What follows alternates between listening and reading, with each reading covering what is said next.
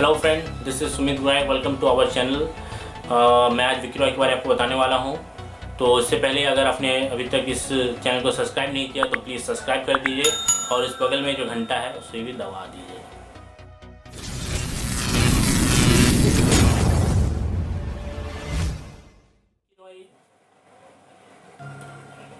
विक्की रॉय गरीब फैमिली से थे।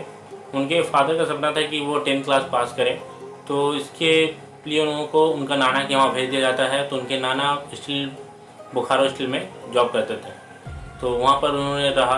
तो उनको रहते हुए अच्छा नहीं लगता था। उनको हर एक बात पे डांटा जाता था, हर एक बात पे यहाँ मत जाओ वहाँ मत जाओ, छोटे बच्चों को जैसे किया जाता है। तो उन्होंने सोचा कि मैं यहाँ नहीं रहूँगा, यहाँ से भाग जाऊँगा। तो एक दिन उन्होंने डिसाइड किया कि ना अपने मामा के पॉकेट से 1000-1200 रुपये निकाल लिए और रेलवे स्टेशन चले गए। रेलवे स्टेशन में दिल्ली का ट्रेन खड़ा था, उनको नहीं पता ये ट्रेन कहाँ जाने वाली है। उन्होंने जाकर चुपचाप बैठ गया ट्रेन में और दिल्ली पहुँच गए। दिल्ली पहुँचते ही उनको भूख लगी थी, तो एक कोने में जाके बैठ के रोने लगते हैं।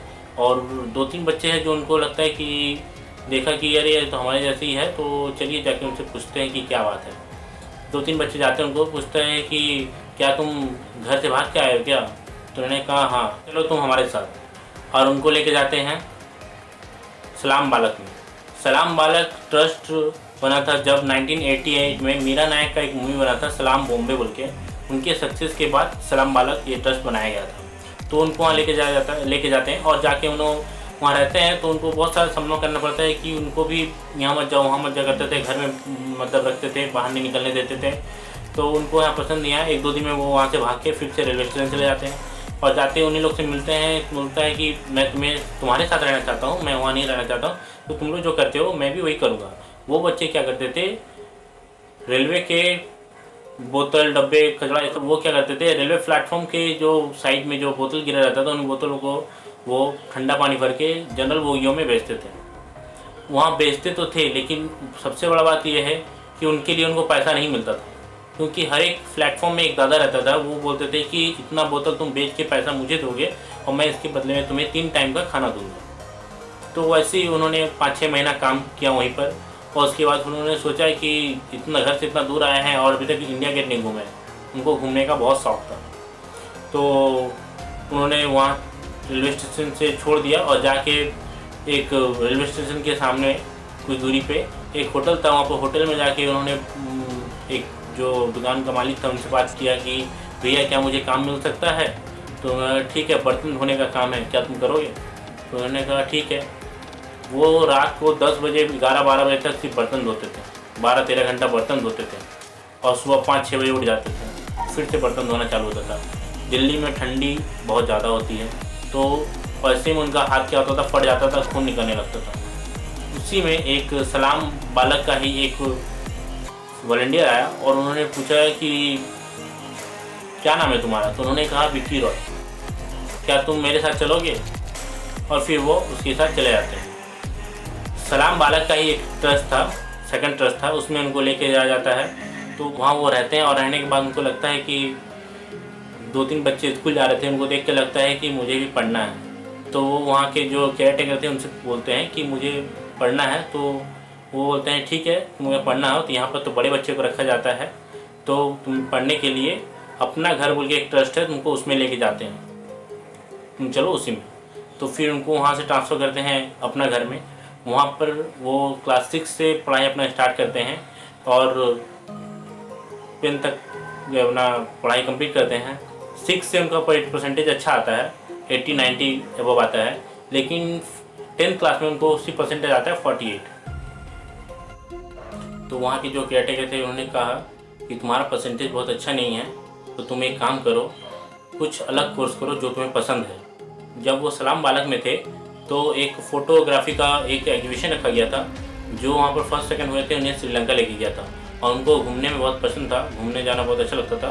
तो उस लालच में उन्होंने कहा कि मैं फ़ोटोग्राफ़र बनना चाहता हूँ। तो ब्रिटिश फ़ोटोग्राफ़र वहाँ पर आए हुए थे सलाम बालक के ऊपर डॉक्यूमेंट्री करने के लिए। तो जो वहाँ के केयर टेकर थे वो उनसे कहते हैं कि क्या आप इनको फ़ोटोग्राफी सिखाएँगे? तो उन्होंने कहा ठीक है। लेकिन प्रॉब्लम ये था विक्की रॉय का कि वो इंग्लिश में बात करते थे, इनको इंग्लिश का ई तक नहीं आता था। उनको सिर्फ इतना आता था यस यस ओके ओके। वो उन्हीं से काम चलाते थे। वो कुछ क्या बोलते थे उनको समझ में नहीं आता था।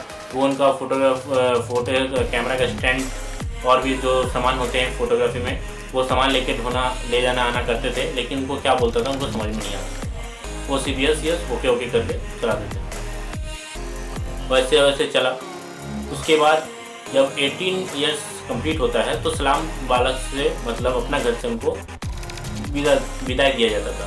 तो विदाई भी ऐसा होता था कि वहाँ का जो केयर टेकर थे वो जब तक 18 होने के बाद भी मतलब विदाई होते थे तो उनको बाहर रहने के बाद भी उनको केयर किया जाता था। उनके जब तक जॉब नहीं होती थी तो तब तक उनके पढ़ाई का, इंटरव्यू देने का, हर एक का खर्चा, जिम जाने का हर एक का खर्चा सलाम बालक ही उठाते थे। तो वो 18 ईयर्स के हो गए तो उनको विदाई होना पड़ा। तो उस समय उनको एक किसी के थ्रू से अनय मान बोल के एक फ़ोटोग्राफ़र का नाम पता चला। वो उनसे जाके किसी के थ्रू से बात करते हैं और वो फ़ोटोग्राफ़र उनसे सीखना चाहते थे। तो वो उनसे मिलते हैं उस टाइम और बात करते हैं कि सर मुझे आपसे सीखना है, तो क्या आप मुझे सिखाओगे? तो उनका कहना था कि ठीक है मैं तो सिखाऊँगा, इसके लिए तुम मेरे साथ काम करना चाहते हो तो मैं तुम्हें 3000 रुपीज़ दूँगा, एक बाइक दूँगा और एक सेलफोन दूँगा। तो उस समय वो सोचते हैं कि इतना तो मेरे लिए बहुत है, वो सोचते हैं। तो फिर वो बोलते हैं ठीक है मैं आपसे काम करूँगा। लेकिन जो अनय मान थे उनका बोलने का मतलब था कि तुम मेरे साथ काम करोगे तो कम से कम 3 साल तक काम करना होगा, उससे कम करोगे तो मत करो, वही अच्छा है। तो फिर वो बोलते हैं ऐसा क्यों? तो बोलते हैं कुछ होते हैं लड़के ऐसे जो 1-2 साल काम करते हैं और छोड़ के चले जाते हैं। ऐसे में क्या होता है उनको उतना कुछ खास पता नहीं होता, लेकिन वो सोचते हैं कि बहुत कुछ पता हो गया हमें, तो वो छोड़ के चले जाते हैं। अगर तुम मेरे साथ 3 साल काम करोगे तो अच्छा कुछ सीख जाओगे। वो उनके साथ काम करते हैं। वैसे काम करते करते वो सीखते काम फोटोग्राफर में और धीरे धीरे उनका ग्रोथ होने लगता है। वो उनको हर बात के लिए सिखाते थे कैसे क्या करना है। वो अनयमान जो पर्सन थे वो बहुत अच्छे थे, उनको हर एक चीज़ बताते अच्छे से और हर एक चीज़ के लिए उनको मेंटोर करते थे। छोटे छोटे बात अगर वो गलती भी करते थे तो क्लाइंट के सामने उनको नहीं डांटते थे, उनको साइड में ले जाके बोलते थे अगर तुम ऐसा करोगे काम तो कैसा होगा, हम कैसे काम कर पाएंगे। लेकिन क्लाइंट के सामने उनको नहीं डांटते थे। तो उनको धीरे धीरे बात समझ में आ रही थी कि नहीं बहुत अच्छा पर्सन से हम ट्रेनिंग ले रहे हैं। 2007 में एक एग्जीबिशन रखा जिनका नाम था स्ट्रीट ड्रीम बोल के। उस एग्जीबिशन के बाद विक्की रॉय के अकाउंट में कुछ पैसे आ गए। उस एग्जीबिशन के बाद वो 3 बार लंदन गए, 1 बार वियतनाम गए, 1 बार साउथ अफ्रीका गए।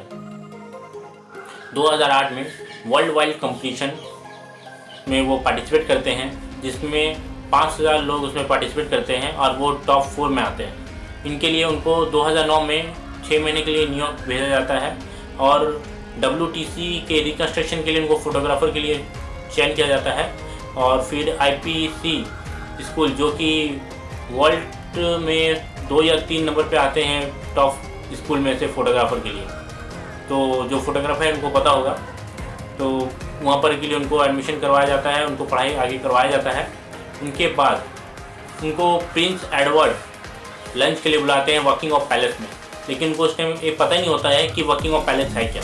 जब वो वकिंग ऑफ पैलेस में घुसते हैं तो देखते हैं कि सब बाहर से फ़ोटो खिंचवा रहे हैं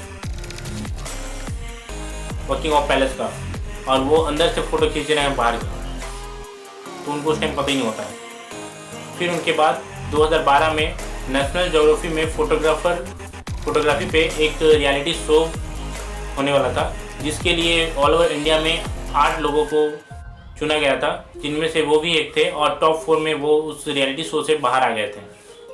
वो एक डॉक्यूमेंट्री फोटोग्राफर है, तो इसीलिए वो वहाँ से 4th में नॉकआउट हो गए थे। फिर उनके बाद उन्होंने 2013 में अपना पहला फोटोग्राफी बुक लॉन्च किया था जिसका नाम था होम स्टे होम। अगर आपको ये वीडियो अच्छा लगा तो प्लीज़ लाइक, शेयर और कमेंट ज़रूर कीजिए। और अगर अभी तक आपने हमारे चैनल को सब्सक्राइब नहीं किया तो प्लीज़ सब्सक्राइब कर लिए और बगल में जो बेल नोटिफिकेशन है उससे भी क्लिक करना ना भूलें, ताकि हमारा हर वीडियो आप तक पहुंचे सबसे पहले। ये वीडियो आपको कैसा लगा ज़रूर कमेंट पे बताइए। कितना मोटिवेशनल था, कैसा लगा आपको ये वीडियो, आपके लिए कितना ये प्रभावशाली बना है, तो आप कमेंट करके हमें ज़रूर बताइए।